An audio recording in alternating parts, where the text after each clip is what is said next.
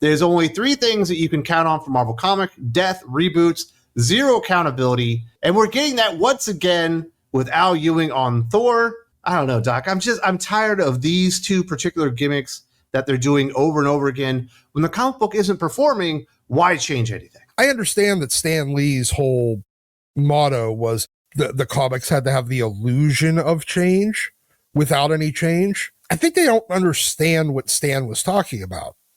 They're not even giving us an illusion of change. They're just slapping a new number 1 on it. So this is the big news. The end of Immortal Thor is finally arriving, as Marvel confirms the last stand of the God of Thunder.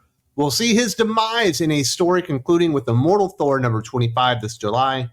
Written by Al Ewing, in the book's final story, the hero faces off against the imposing Utgard gods in a battle unlike anything in the character's history. The story sets the stage for Thor's death as he enters the third land of the dead and faces a disturbingly familiar foe. The final of Immortal Thor will be illustrated by Justin Greenwood in his Marvel debut.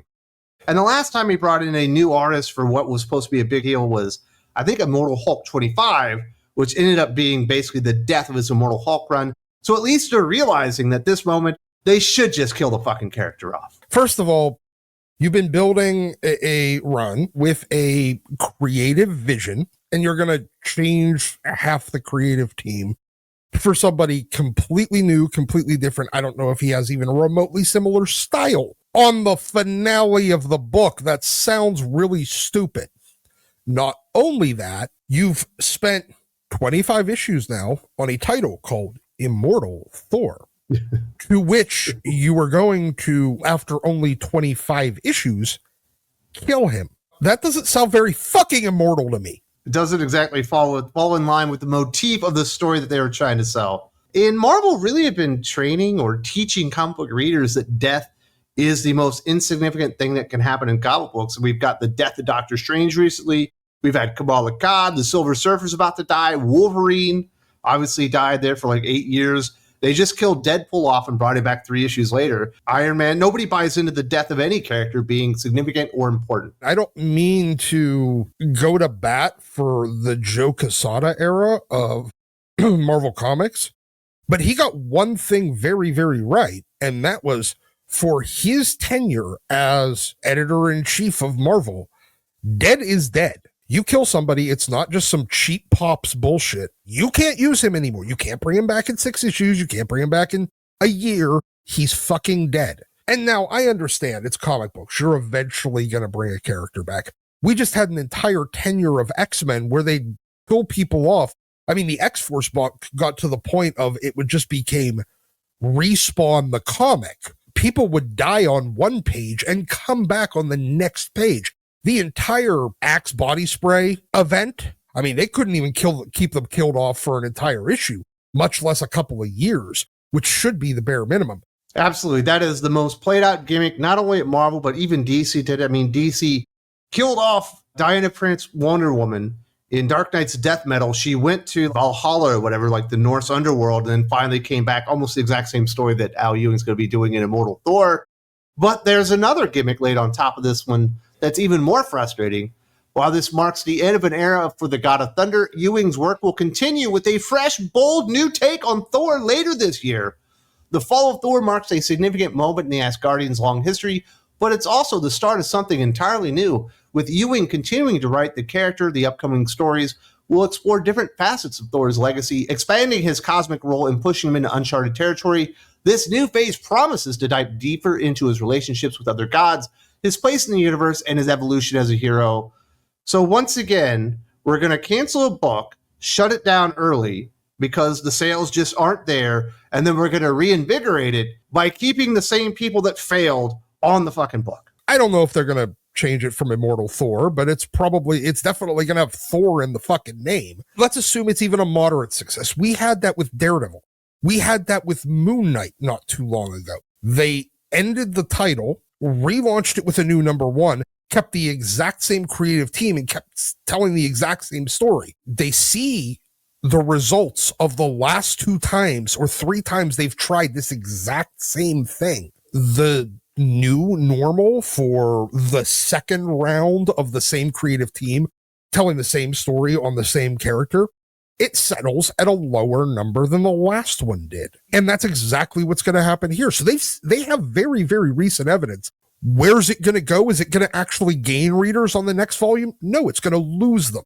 But they keep doing it, and they keep accelerating the time period between relaunches. Can I ask you an honest question? What is the word of mouth on Immortal Thor? The people that are reading it generally enjoy it. I have no idea because I never hear anybody speaking about it. Well, that's the thing. There's not really a lot of discussion about it. I feel like a lot of those people are the same people that were the hardcore evangelicals on Al Ewing's Immortal Hulk or the rug. No, but Immortal Hulk was a hot book. That was a top 5 selling book for over a year. I know. So what this time around, they're still liking it, but because they got rug pulled last time, they're not going out and singing the praises of it.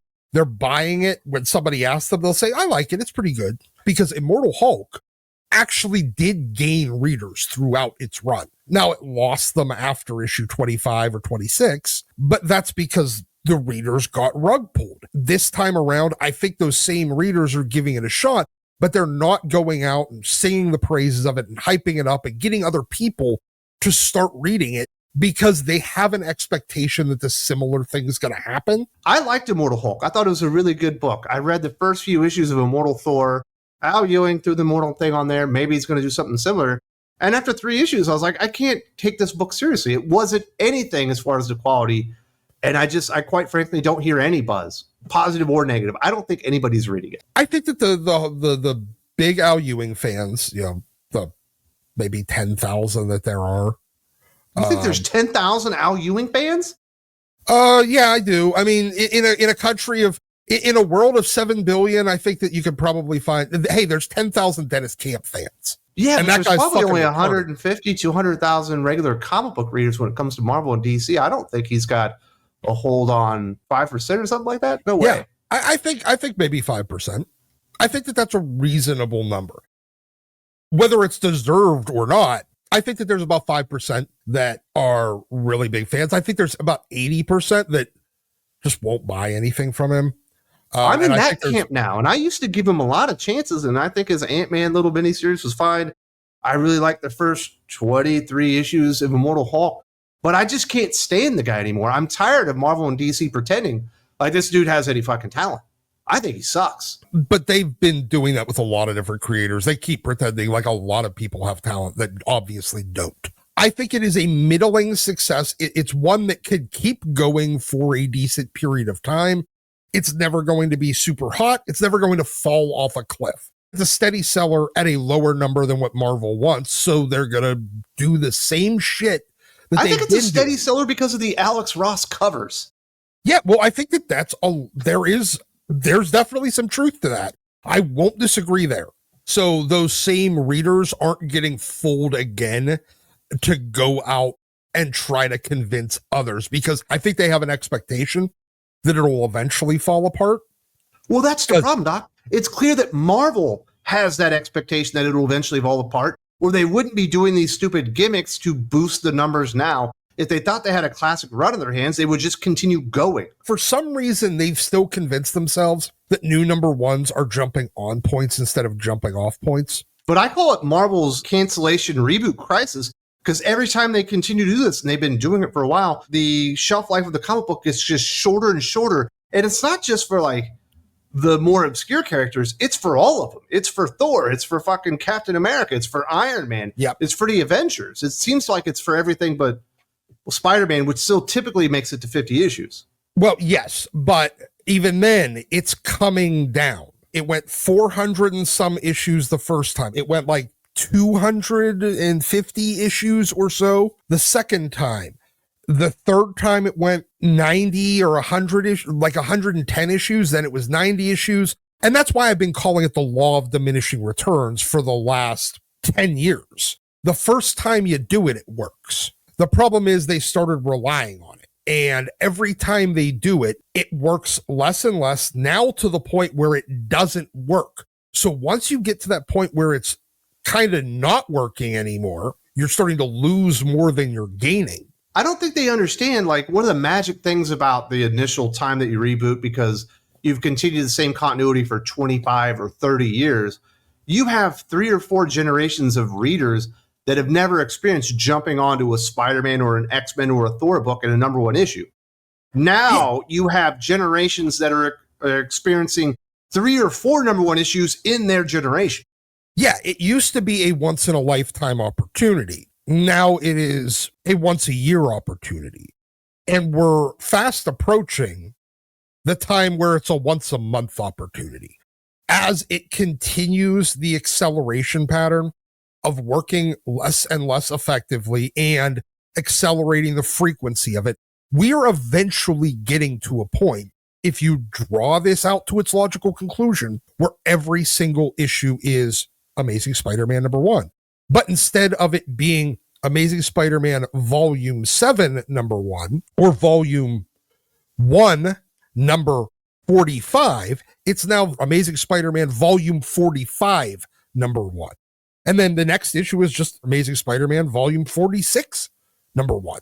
If you appreciate these kinds of amazing conversations about comic books that you can only experience right here on Think Critical YouTube, I got some good news for you. You can also go to the Patreon and get even more, Doc.